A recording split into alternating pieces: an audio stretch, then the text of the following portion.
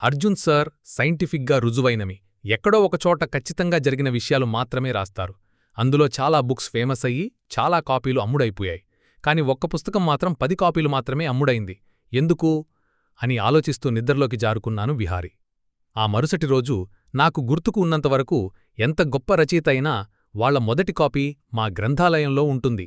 కాని 30 సంవత్సరాల క్రిందట పుస్తకం ఇప్పుడు ఉంటుందా అన్న ఆలోచనతో శ్రీకి సెమినార్ పేపర్స్ ఇచ్చి గ్రంథాలయానికి వెళ్ళిపోయాడు విహారీ.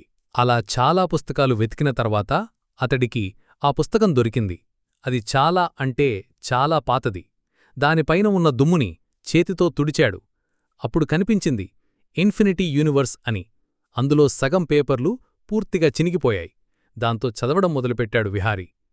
ఒక్కసారి చుట్టూ ఉన్న సమాజాన్ని గమనించు అన్నట్టుగా చేతికున్న వాచ్ శబ్దం చేసింది. అప్పుడుగాని తెలిసిరాలేదు అతడికి కాలేజీ వదిలే సమయం అయింది అని.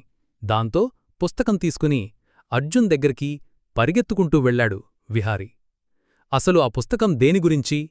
విహారీ ప్రశ్నలకి సమాధానం దొరుకుతుందా లేదా?